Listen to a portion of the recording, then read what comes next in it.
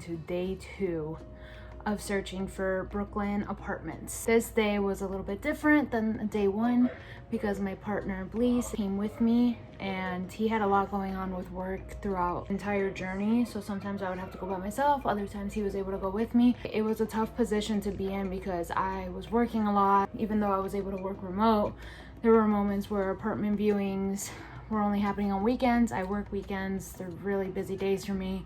And then some apartment viewings that were happening throughout the week, like during work hours. So it was a big mission. Drive from Connecticut to Brooklyn like so often.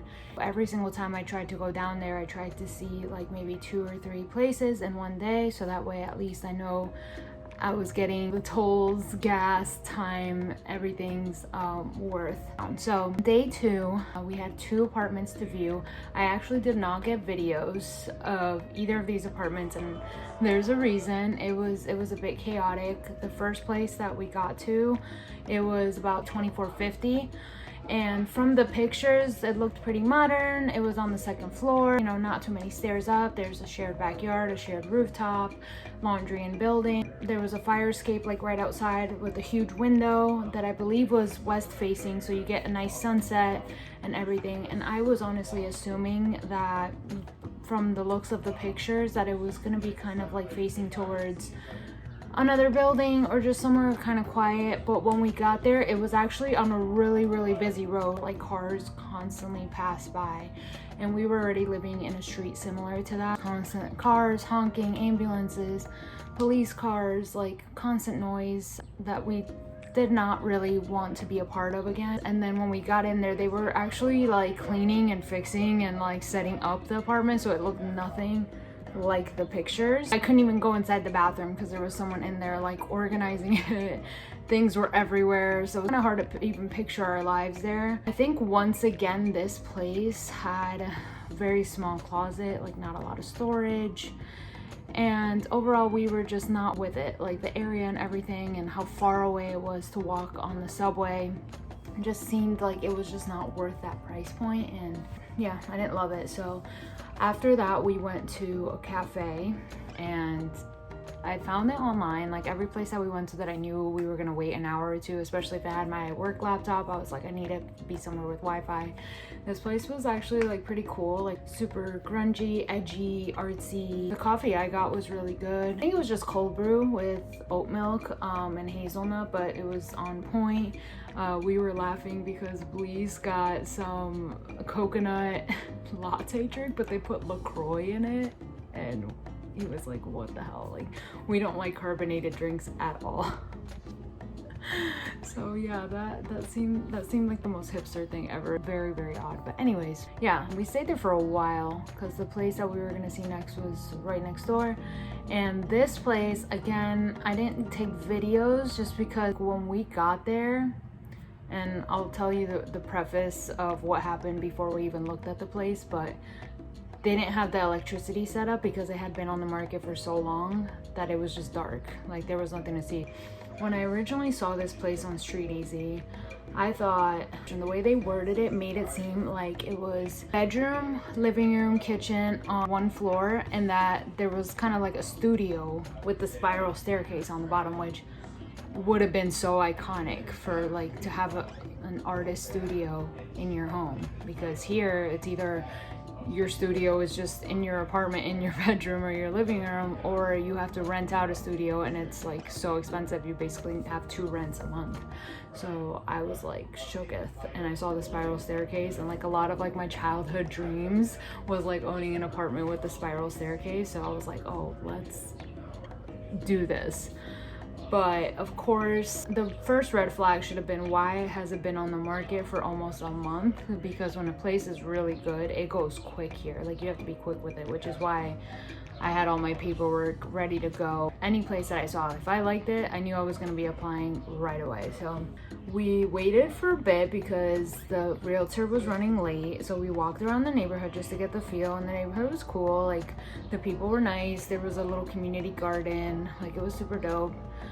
So we were with it, and then as we're like kind of waiting outside of the building, we noticed it's the only one without stairs, which isn't that big of a deal, but like I want to be a stoop kid. Like I've always had this dream of like being like a little cute stoop kid. I was like, damn, okay, that sucks.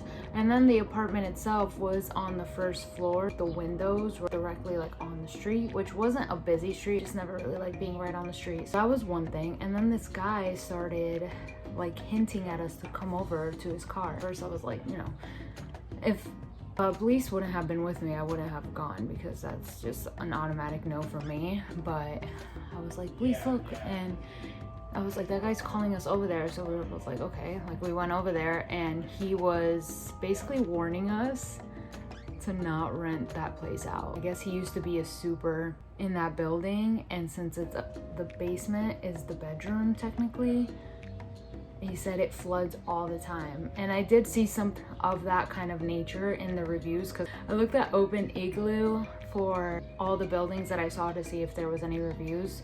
Most of them did have a few reviews. The ones with the most reviews were usually the bad ones, because people are willing to leave way more bad reviews than they're willing to leave good ones. And then the ones that didn't have any reviews were because it was a brand new building and no one had lived in it yet. This place did say something about flooding, so we were like, damn.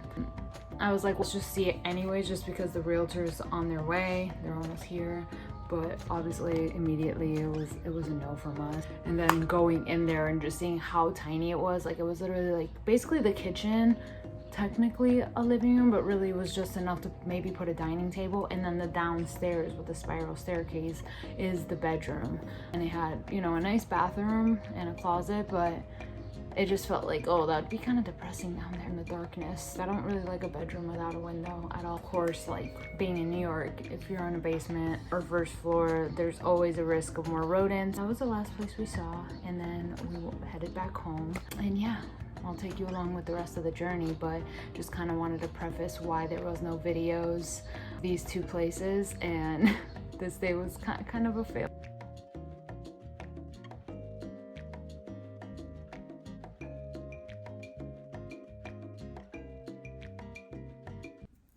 I honestly never thought I was going to be the person that records myself crying, but holy shit.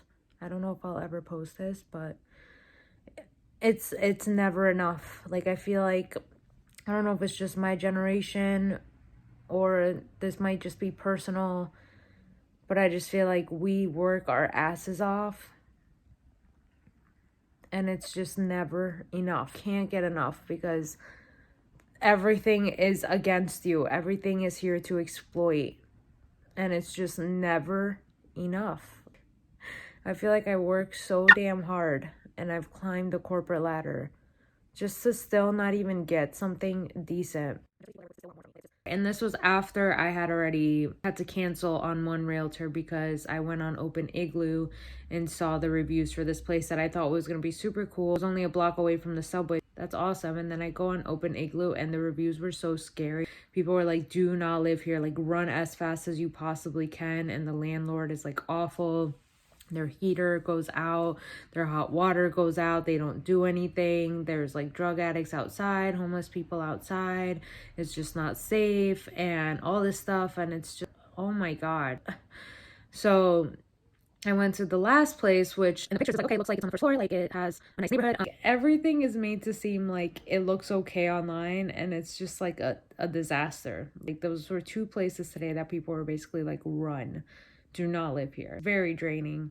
It's very draining, especially driving down there. Today, the traffic was awful and it was raining. So that itself is really, really draining. And I was trying to stay dedicated to looking for an apartment because I am dedicated. I really do care, and I really do want to find like a cool place. I want to find my place in this world. My generation gets treated is so exhausting and I'm so burnt out. But I just wanted to update this because I do want to make this a vlog, and I hope that this vlog ends in a happy way, that we find an apartment in New York City, because it's always something I wanted to do. I just want the experience for like a year. I'm turning 30 and I really want the last few months of my 20s to just go full ride, just have fun and just really enjoy it. I really hope I can make that happen after living in NYC for a year. If it does end up happening, I am definitely open to just going far away. I have this urge in me to just go far, to explore. I've always felt that way. I just want to explore the world, and it's scary, but at this point it's just not worth like being stuck. It's just not worth feeling like you're not good enough no matter what you do. They look at you like that is nowhere near enough, and it's just like, how do they expect natives to continue living there? Like, they don't. They're trying to push them out, and I don't want to be the one helping that movement. I'm an immigrant. I lived in Jersey City. I came here with my family. I also feel like I want to belong. I don't want to feel like I'm pushing anyone away, but it's not. We have to see it as it's not us, it's the government, it's these landlords. So many factors to it, but it's just not fair. Overall, it's just not fair for most people to be in a position like this. It just sucks. And that's my vent for today. Unless my will goes up, I'm gonna keep checking Street Easy like crazy.